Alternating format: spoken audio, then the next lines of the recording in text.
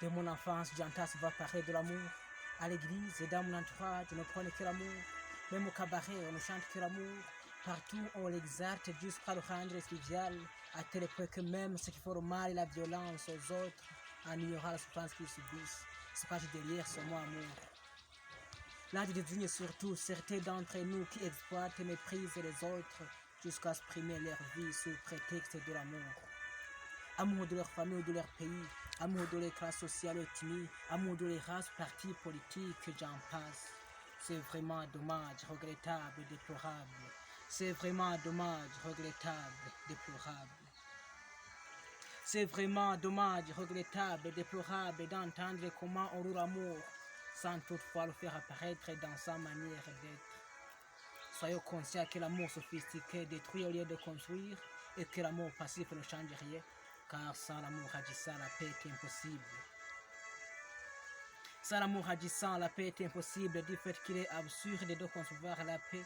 Là où la haine et la violence prétendent avoir le dernier mot, là où règne l'insécurité et l'injustice, où la vérité est impraticable, où le patricide, le matricide, le fratricide s'observent encore, où on vante toujours le dialogue mais qu'on pratique en vérité le monologue, où les régimes au pouvoir étouffent toute voix discordante, où l'humilité, la simplicité laissent place à l'orgueil, où le respect de l'égalité, liberté et la dignité humaine n'est pas une réalité.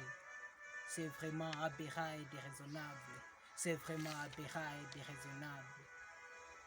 C'est vraiment aberrant et déraisonnable de voir et d'entendre qu'il y a encore ce qui prépare et provoque la guerre sous prétexte de la recherche de la paix. Chers frères, chères sœurs, quelle sorte de paix apportée par la guerre? Quelle sorte de paix apportée par ces armes qui nous condamnent à subir une grande tristesse, due non seulement au coulement du sang immense, souvent même le sang des innocents, mais aussi à la destruction et chute économique, écologique et sociale? Si nous voulons la paix authentique, c'est moi à cause de l'amour. C'est moi à cause de l'amour, car les choses sans quoi la vie est fade, sans quoi la volonté, la pensée ne sont que fureur et terreur.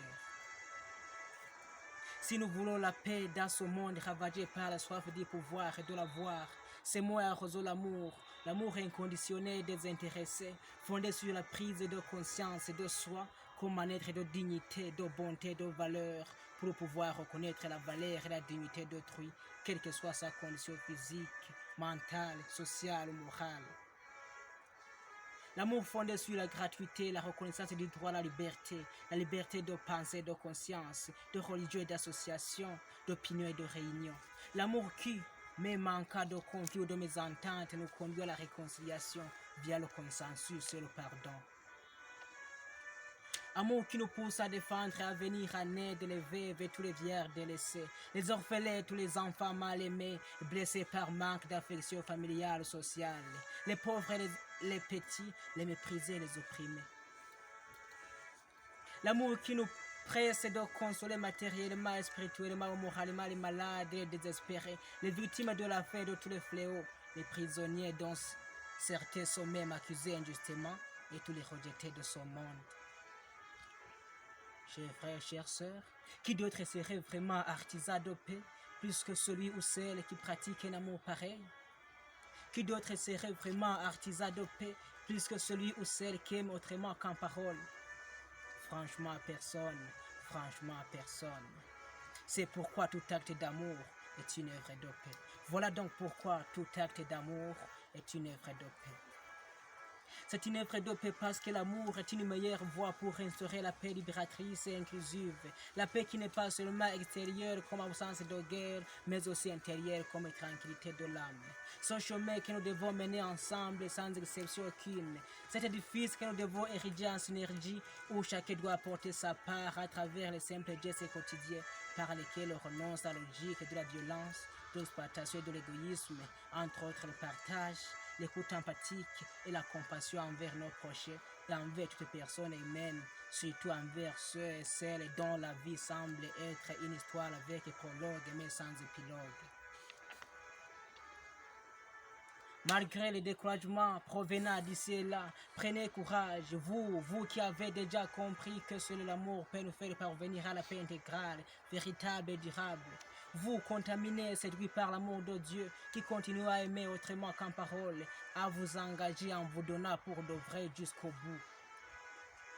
Ne perdez pas courage, vous, aimants de la paix, décidez à ne jamais trahir, méprisez vos propres intérêts, jusqu'à risquer votre vie comme notre cher Kizito Mihigo, la colombe de la paix. En ce temps même dans l'insécurité pour sauver la vie d'autrui et témoigner l'amour débordant qui n'a pas de prix ou sans contrepartie, motivé seulement par la conviction et la détermination ferme de construire le monde paisible et meilleur. Oh, quelle merveille d'amour!